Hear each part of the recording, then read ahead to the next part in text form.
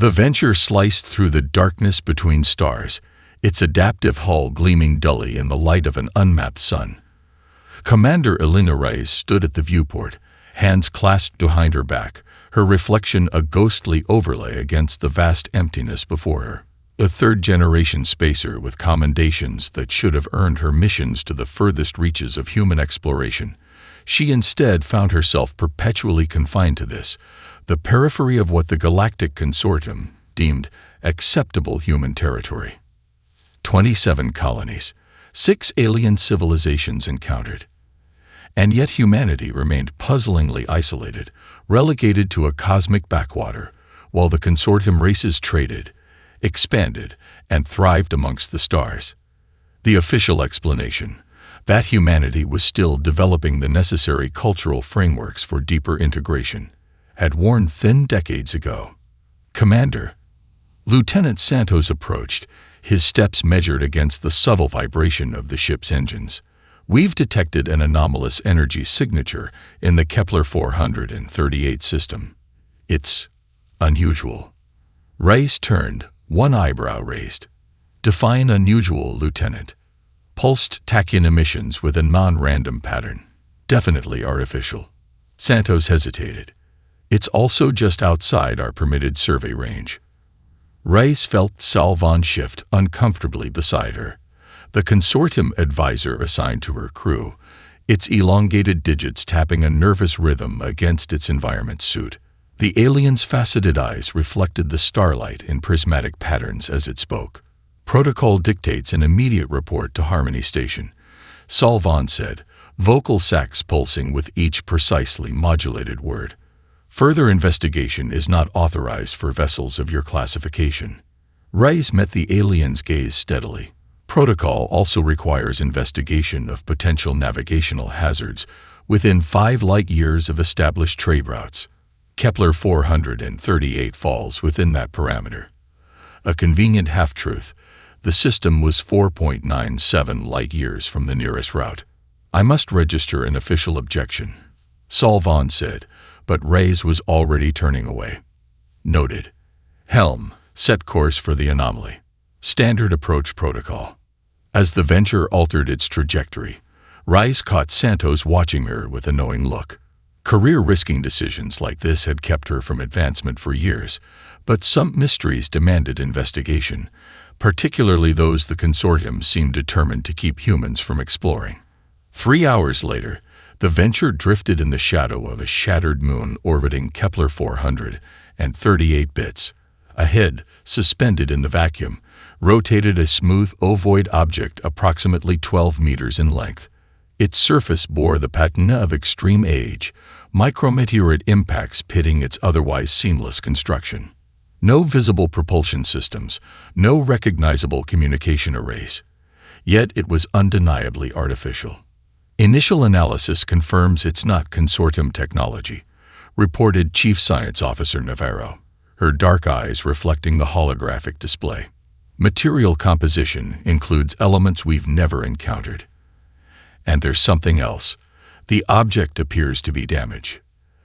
A jagged fissure ran along one side of the ovoid, revealing glimpses of intricate crystalline structures within. As Navarro's team directed scanning beams toward the opening, Reyes noticed Salvan's posture change, its normally fluid movements becoming rigid. This investigation must cease, the alien said, vocal sacs pulsing rapidly.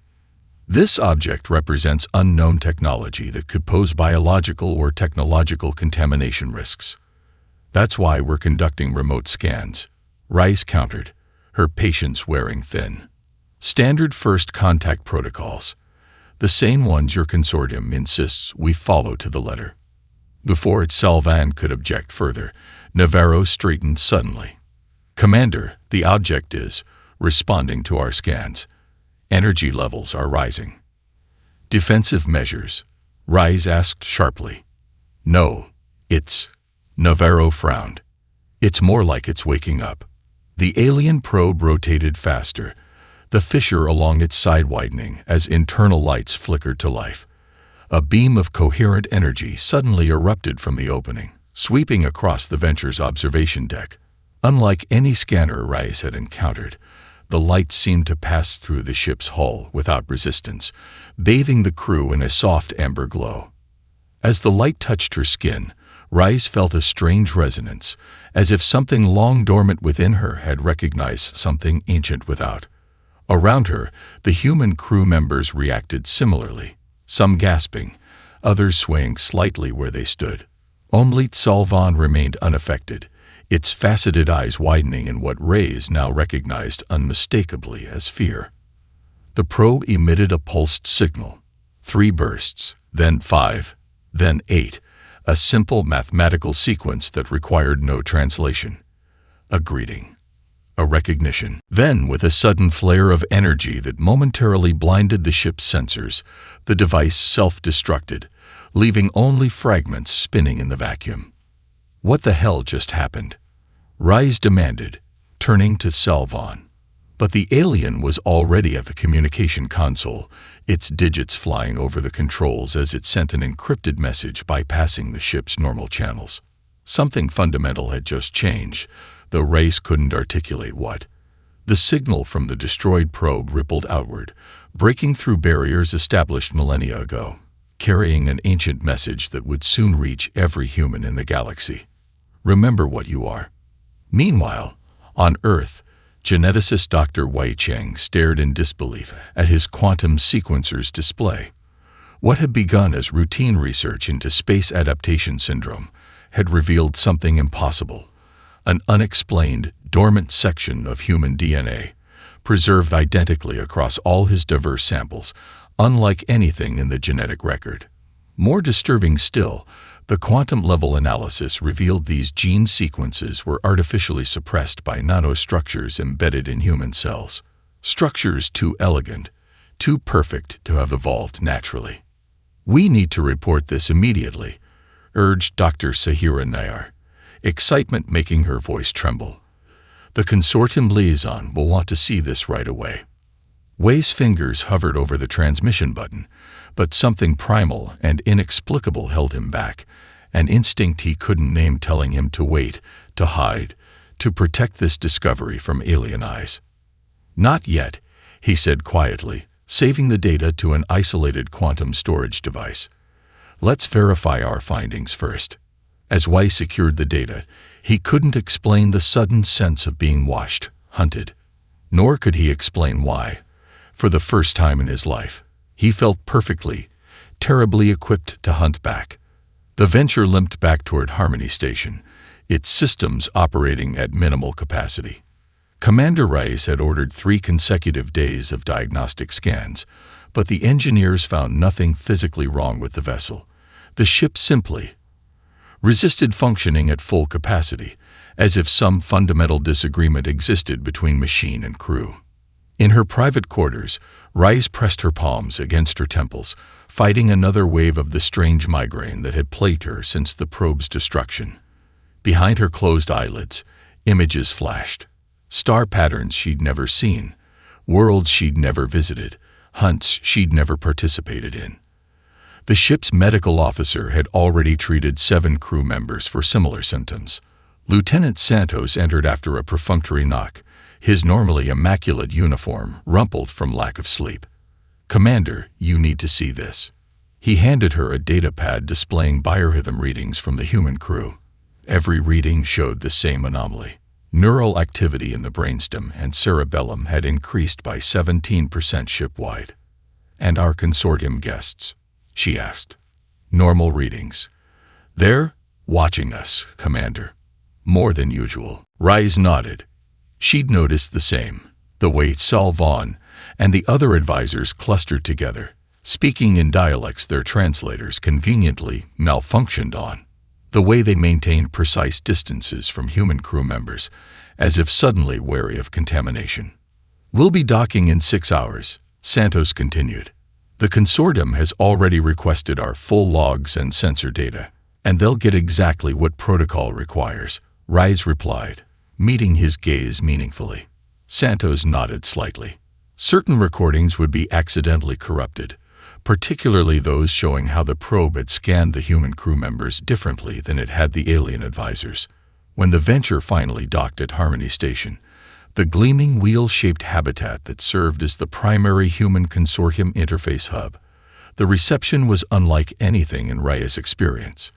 Instead of the usual bureaucratic welcome, a full containment team in sealed environmental suits stormed aboard, led by Subdirector Cleverin, a high-ranking Tresian official whose scaled hide bore the distinctive markings of the consortium's security directorate.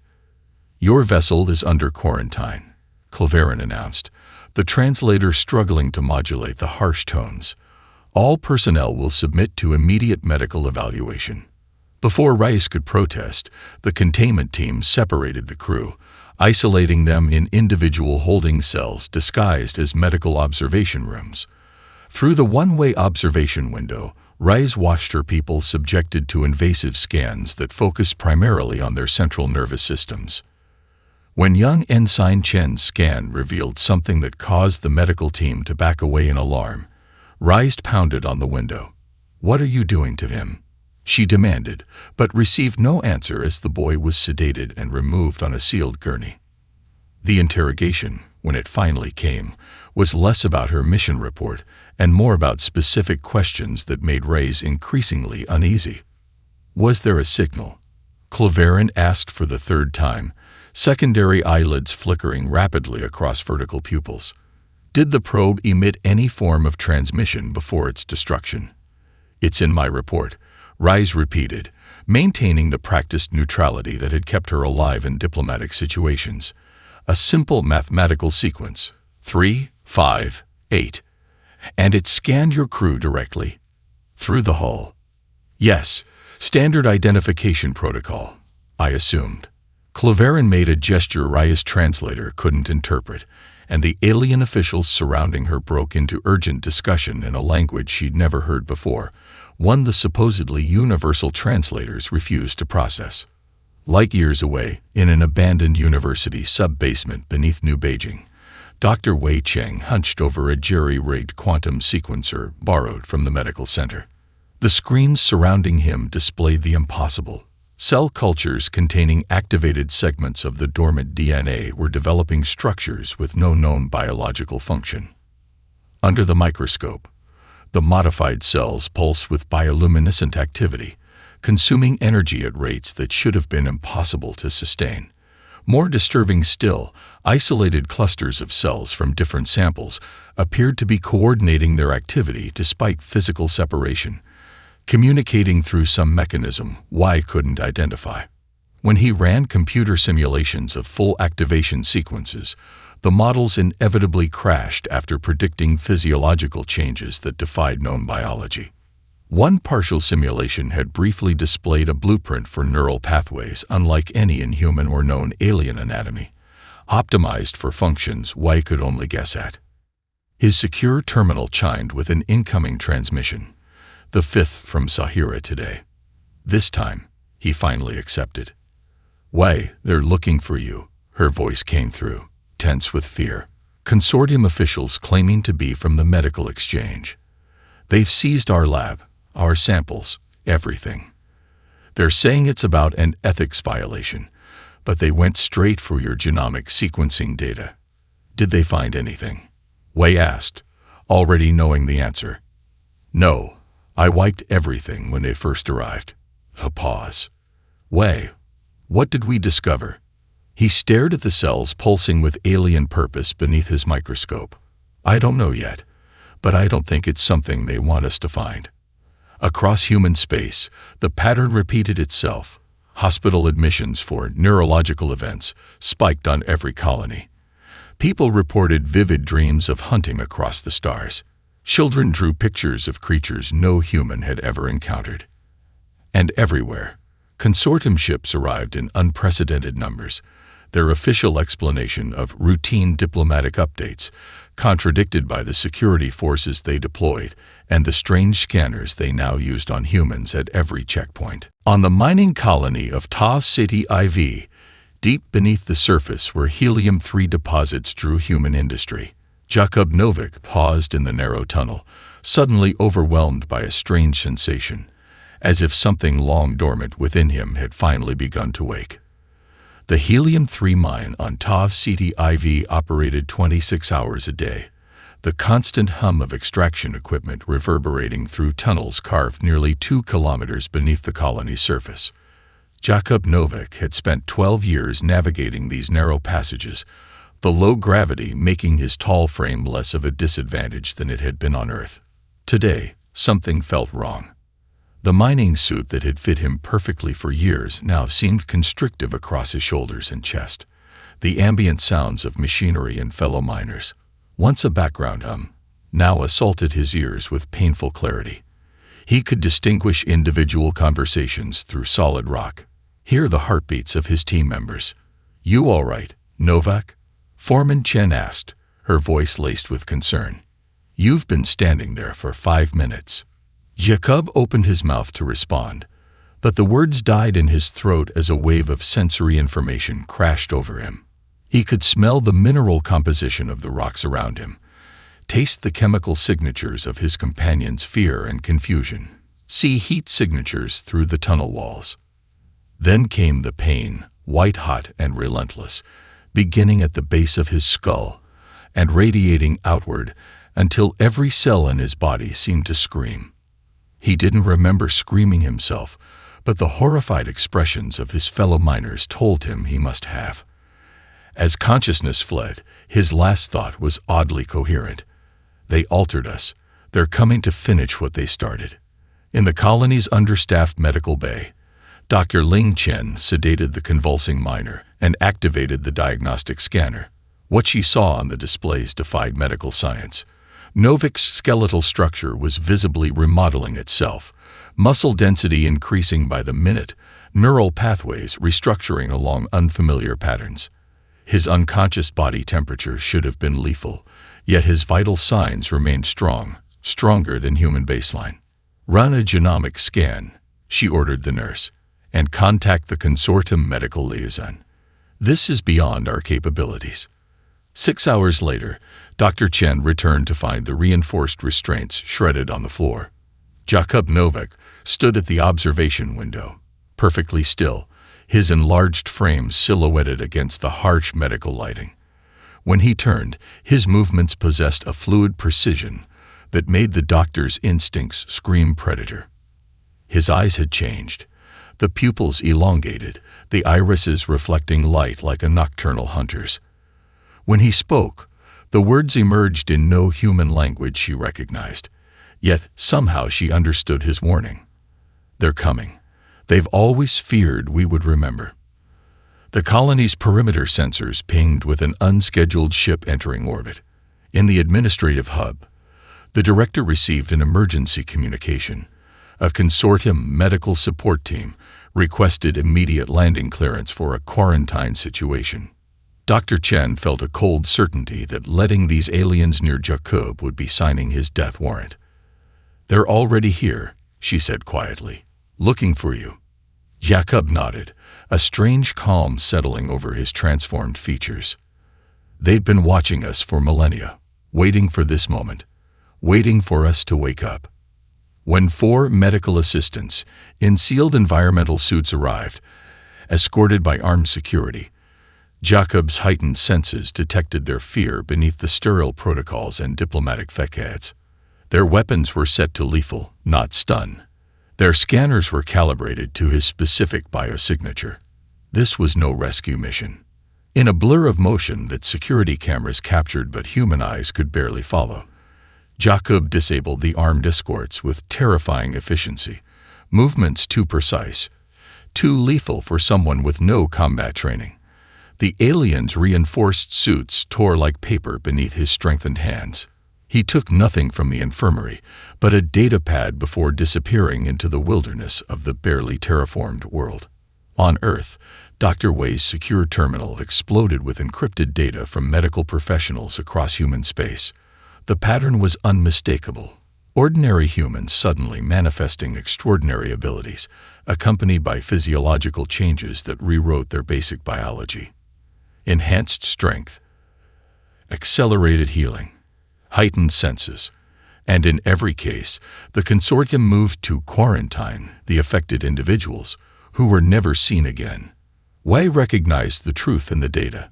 The dormant DNA was activating spontaneously throughout the human population, the pattern of activation following the path of the signal from the destroyed probe, rippling outward through human space like an awakening wave. Meanwhile, in her sterile isolation chamber on Harmony Station, Commander Reyes awakened from troubled dreams of hunting strange prey across unfamiliar stars.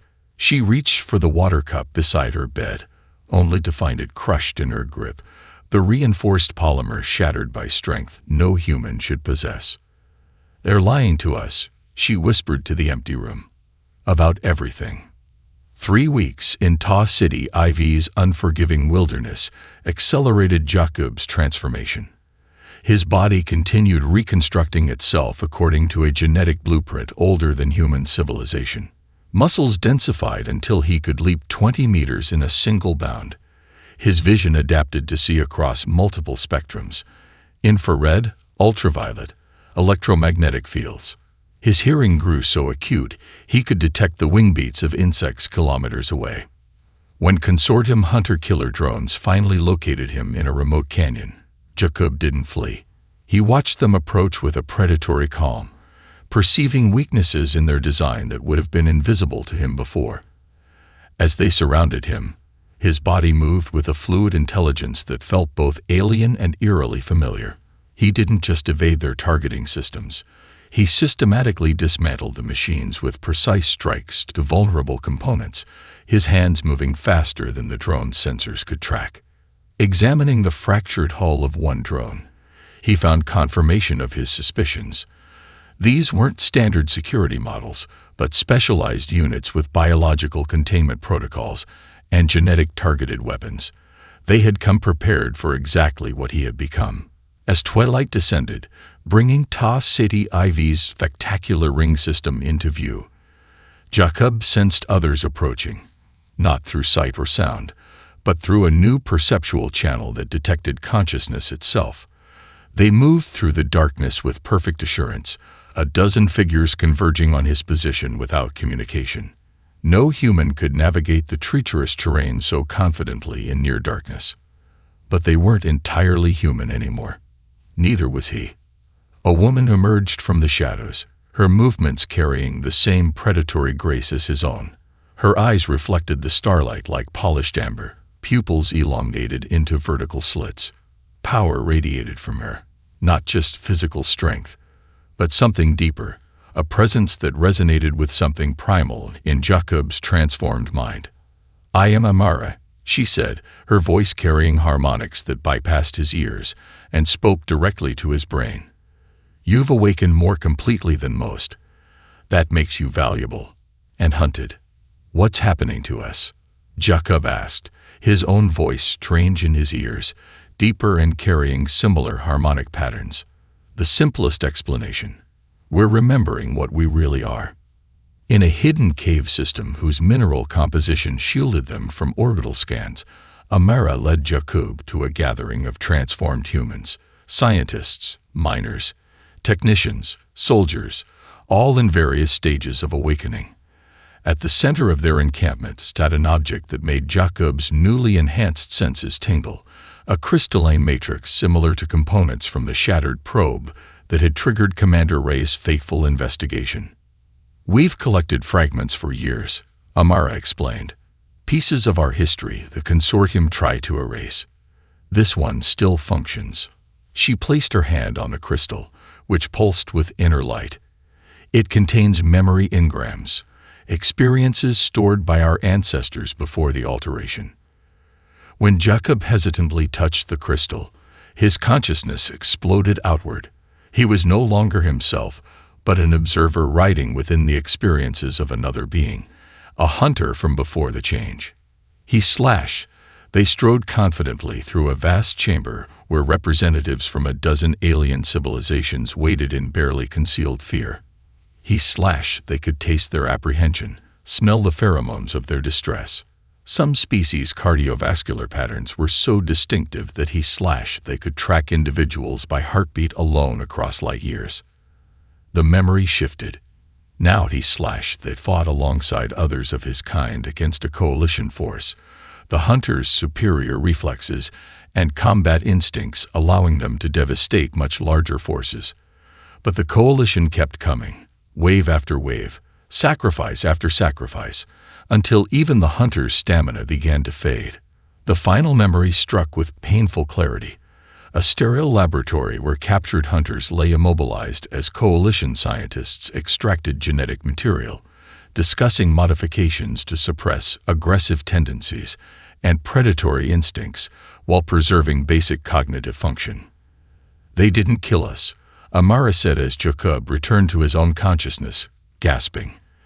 "They decided that would be too cruel.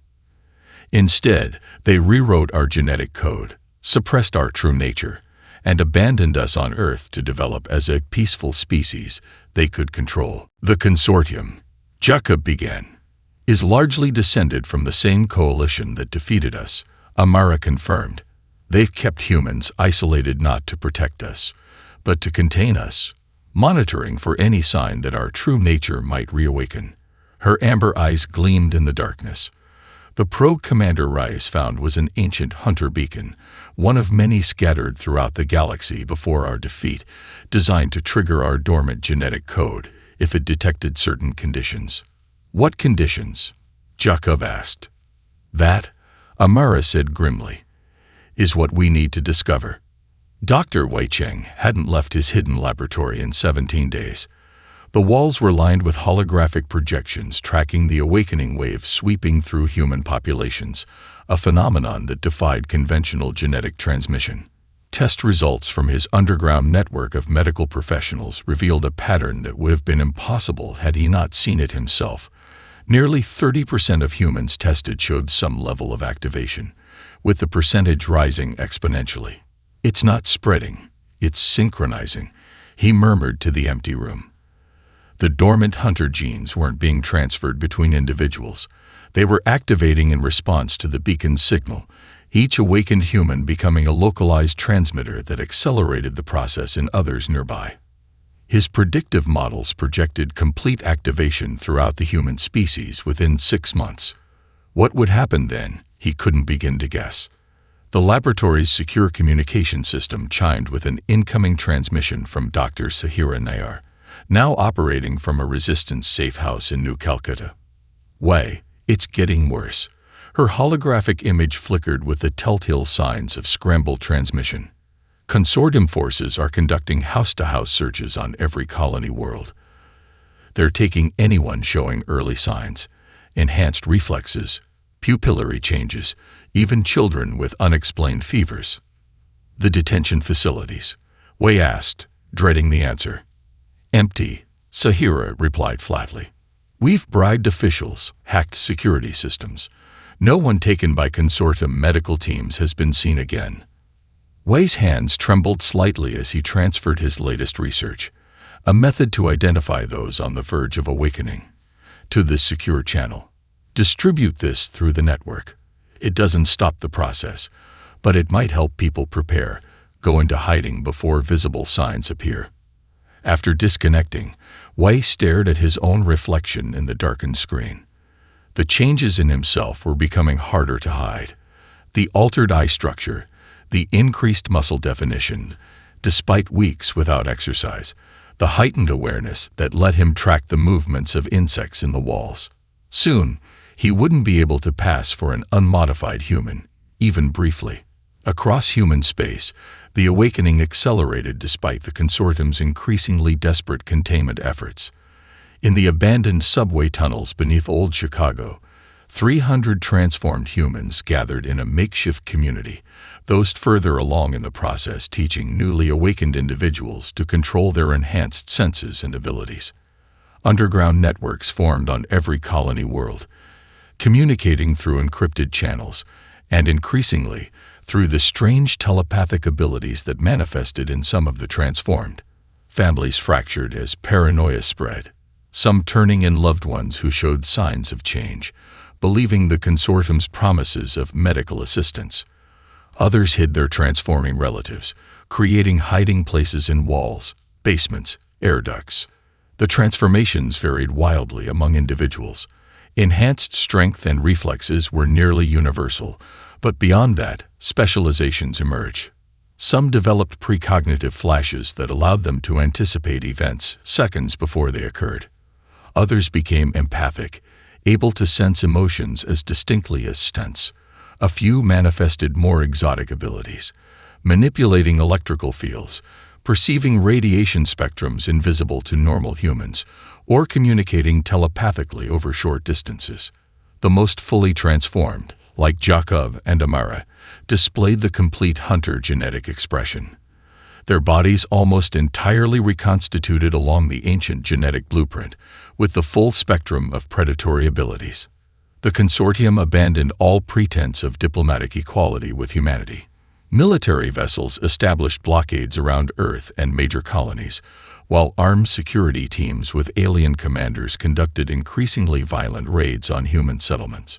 Public terminals broadcast warnings about a dangerous contagion affecting human populations, requiring quarantine measures for human safety.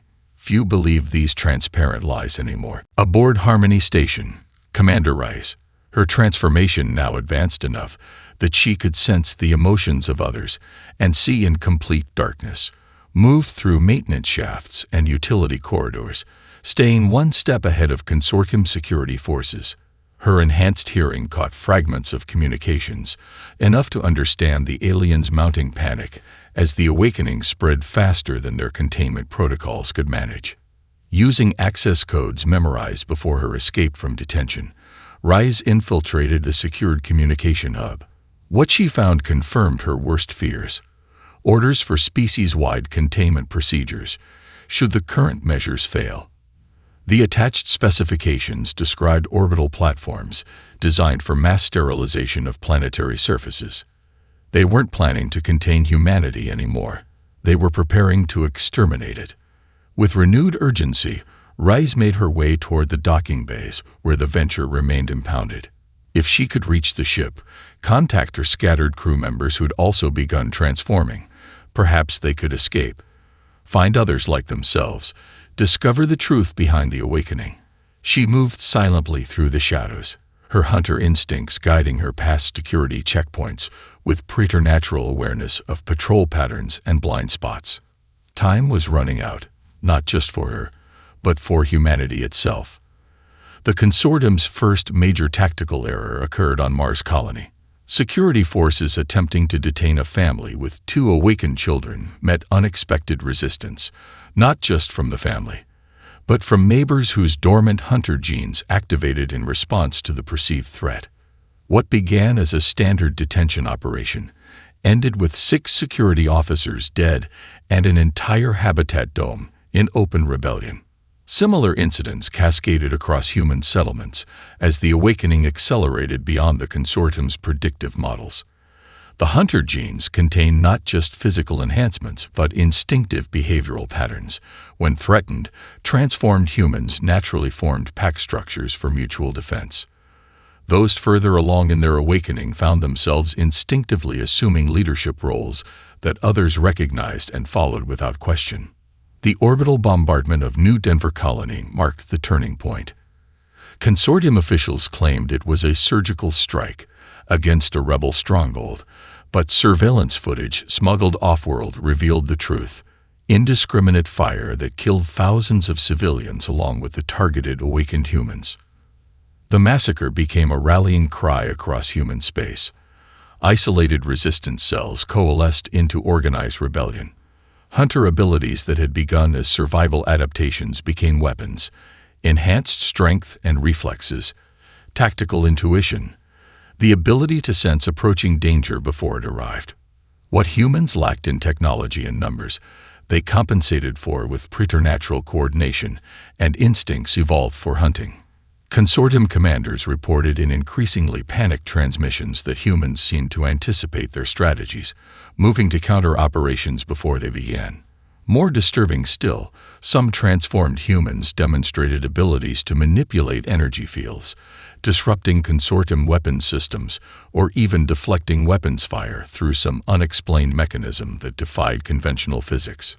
Dr. Wei Cheng, his own transformation now advanced enough that he could work for days without sleep, led a network of awakened scientists developing ways to control and accelerate the process.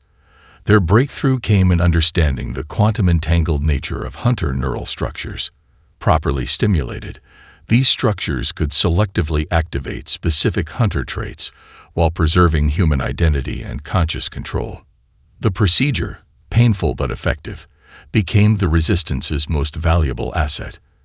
Volunteers could choose which hunter abilities to unlock, rather than risking the personality-altering effects of uncontrolled transformation. Engineers enhanced their technological intuition without becoming full predators. Pilots activated spatial awareness and reflexes while maintaining human decision-making processes. Strategists developed limited precognitive abilities without the accompanying predatory instincts. On Harmony Station, Commander Reyes executed her desperate plan.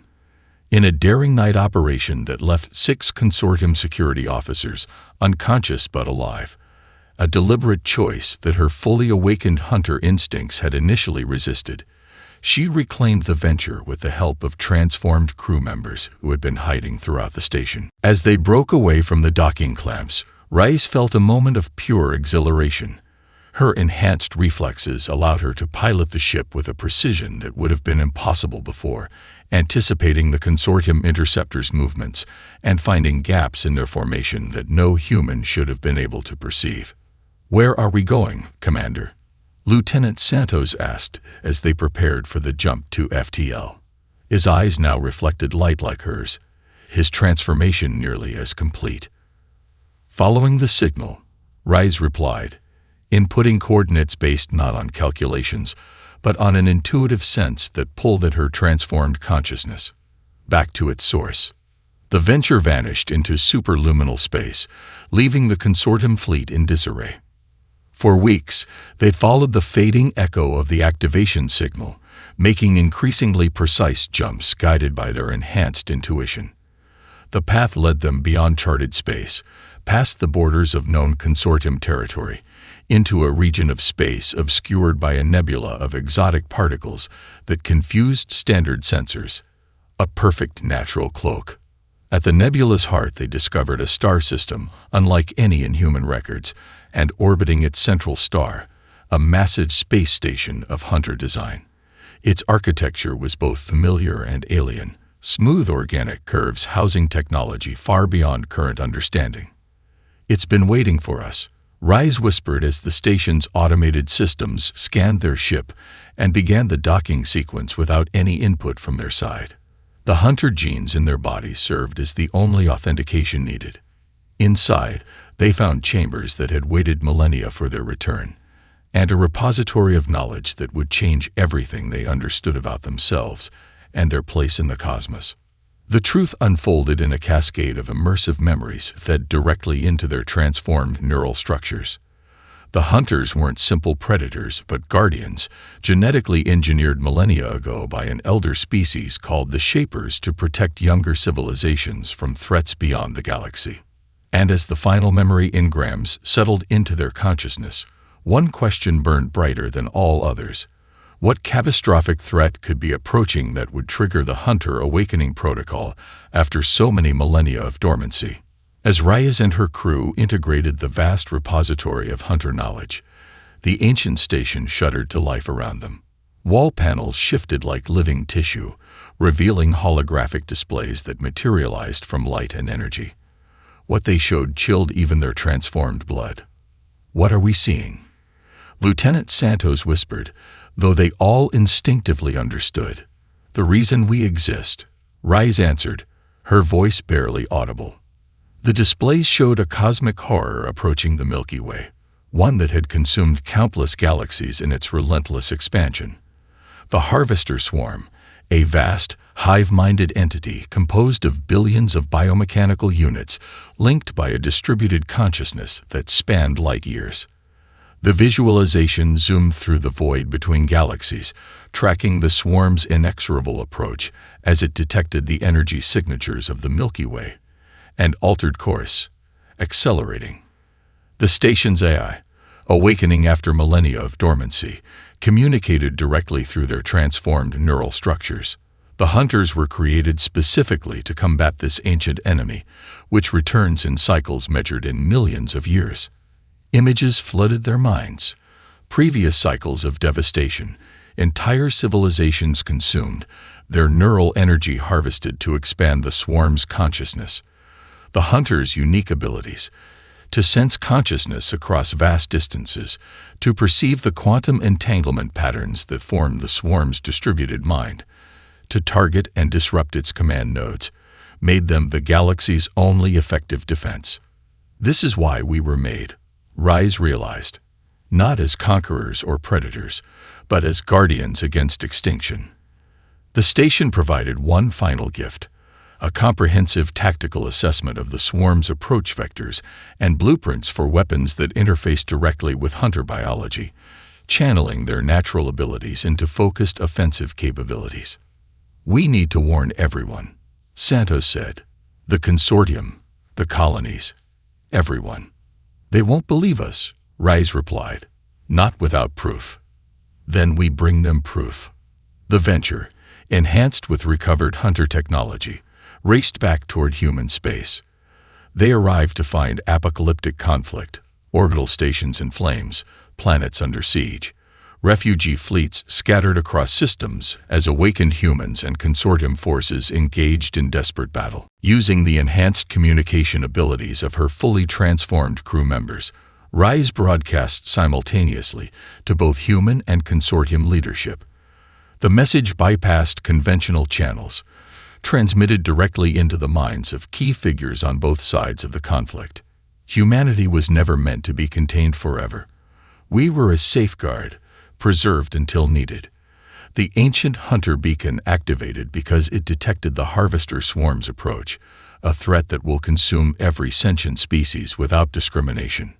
The broadcast included sensory data from the station's archives, the horrifying memory impressions of civilizations consumed by the swarm in previous cycles, worlds stripped of all life and consciousness by the implacable entity. The psychic impact of these memories stunned both sides into a temporary cessation of hostilities. The consortium leadership fractured in response. Subdirector Claverin, speaking for the Security Directorate, denounced the warning as hunter deception and called for immediate execution of the containment protocols. Others, particularly among the scientific castes, recognized the threat presented in Raya's broadcast as matching ancient warnings in their own historical records. As diplomatic chaos erupted, long-range sensors detected the first tendrils of the harvester swarm entering the galaxy's outer systems. The images, broadcast across all channels, showed vast cloud-like structures composed of billions of crystalline entities, stripping planets of resources and absorbing all forms of energy, including the neural energy of sentient beings, to fuel their endless expansion. A frontier research outpost went silent. Then another, and another. The swarm moved faster than any natural phenomenon should, targeting communications arrays and defensive installations with uncanny precision. The first refugee ships arrived from the frontier, their crews catatonic, their systems corrupted by alien code that attempted to infiltrate any network it contacted. The true scale of the threat became undeniable. 3 billion lives already lost, with the swarm accelerating toward the more densely populated regions of the galaxy. In the face of extinction, a fragile alliance began to form through necessity. Even Claverin's faction, confronted with undeniable evidence of the swarm's advance, reluctantly agreed to a temporary cessation of hostilities. Awakened humans embracing their hunter heritage would stand as the front line, using their unique abilities to sense and target the swarm's consciousness nodes, while the consortium would provide technological support and coordinate the galaxy's evacuation and defense. At an emergency summit on neutral territory, Dr. Y presented a critical breakthrough. A method to fully awaken hunter abilities in any human who volunteered, while preserving their human identity and moral framework. The procedure was dangerous, painful, and irreversible, but it offered the only hope of creating enough hunters to form an effective defense before the swarm consumed the heart of the galaxy. "We were made for this," Y told the assembled leaders, his transformed eyes gleaming with determination. It's time to remember what we are. Operation Spearhead unfolded across multiple star systems in a desperate, coordinated defense, unlike anything the galaxy had witnessed in recorded history. As the Harvester swarm consumed its way through the outer colonies, the Allied forces implemented their last hope. At staging points throughout threatened sectors, hundreds of thousands of human volunteers underwent Dr. Way's perfected awakening process.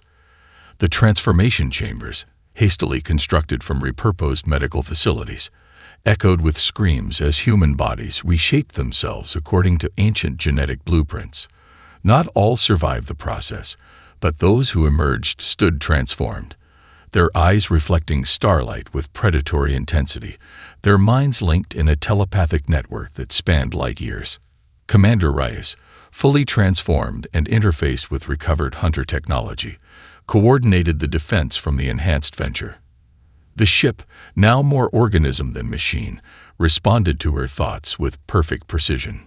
Hunter strike teams deployed across the front, demonstrating abilities that seemed like magic to their consortium allies, tracking the swarm's consciousness nodes across vast distances, predicting its movements before they occurred, identifying critical vulnerabilities in its seemingly invulnerable structure. On Earth, Dr. Way implemented his most dangerous breakthrough, a final transformation protocol that didn't erase human identity, but merged it with hunter instinct in perfect synthesis. The procedure carried a 50% mortality rate, but those who survived emerged as something new. Neither purely the ancient hunters nor merely enhanced humans, but a hybrid consciousness that preserved the best of both. These elite hunter-human hybrids formed the tip of the spear, leading missions deep into swarm territory to locate and destroy its primary consciousness nexuses. The missions were devastating. Of the first 100 strike teams deployed, only 7 returned. But each successful strike disrupted the swarm's coordination, creating vulnerabilities the main fleet could exploit. In the pivotal moment, Rice herself led the final assault on what sensors identified as the swarm's central consciousness core, a crystalline structure of impossible complexity hidden within a nebula of consumed stellar matter. The attack force included the most powerful awakened hunters alongside consortium allies who'd finally recognized humanity's true value. The battle raged for days as the swarm marshaled its defenses, metamorphosing into new and deadlier forms with each passing hour. Hunter ships darted through impossible maneuvers, their pilots anticipating attacks seconds before they materialized. Consortium capital ships provided covering fire as specialized hunter teams penetrated the swarm's outer layers, fighting their way toward its heart. In the final push, Reyes and a handful of elite hunters breached the core chamber, confronting the ancient intelligence at the swarm's center. A consciousness so alien it perceived the galaxy's sentient species as nothing more than energy to be harvested, resources to be consumed. "You are not the first hunters we have faced," the entity communicated directly into their minds. "Your creators made you flawed, with compassion, with hesitation. We offer balance, preservation of selected species in exchange for the rest." Images flooded their consciousness, a bargain the ancient hunters had once accepted in a moment of weakness, allowing certain worlds to be spared while others were sacrificed. The compromise that had led to their downfall. "We are not our ancestors," Reyes responded, channeling the collective will of humanity through her transformed consciousness. "We protect. We do not compromise." Reyes and her team planted wise specialized devices, weapons that didn't merely destroy the swarm physically, but disrupted the quantum entanglement patterns that allowed its distributed consciousness to function. The cost was catastrophic. Reyes and most of her team died in the process, their neural energy consumed by the backlash as the weapons activated. But they succeeded. The swarm didn't simply die, it unraveled, its billions of component units falling into disarray as the organizing intelligence binding them dissolved into quantum noise. The victory cost millions of lives and left dozens of systems in ruins, but the galaxy survived. In the aftermath, humanity stood revealed in its true form, the evolved guardians they were always meant to be. The human-hunter synthesis proved to be exactly what the ancient shapers intended. Predatory instinct tempered by human compassion. Hunter abilities guided by human ethics and creativity. A new galactic compact formed from the ashes of the old consortium, with humanity taking its place, not as a quarantine threat, but as respected protectors. Way's transformation protocols became a choice rather than a necessity, with humans free to remain in their original form or awaken varying degrees of their hunter heritage according to their own desires. On Earth, in a quiet ceremony beneath the stars, the surviving members of Ray's crew established a memorial that would stand for millennia, a simple obsidian obelisk inscribed with the names of those who sacrificed everything. At its heart rested a small crystal shard recovered from the Hunter Archive Station, programmed to activate one message for future generations. We were the hunters. We became the hunted. Now we are the guardians. Remember. And in the vast darkness between galaxies, other ancient dangers stirred, sensing the return of their old adversaries. New challenges would come, but humanity would face them not as unwitting pawns, but as the awakened defenders they were born to be. The hunters had returned, and the galaxy would never be the same.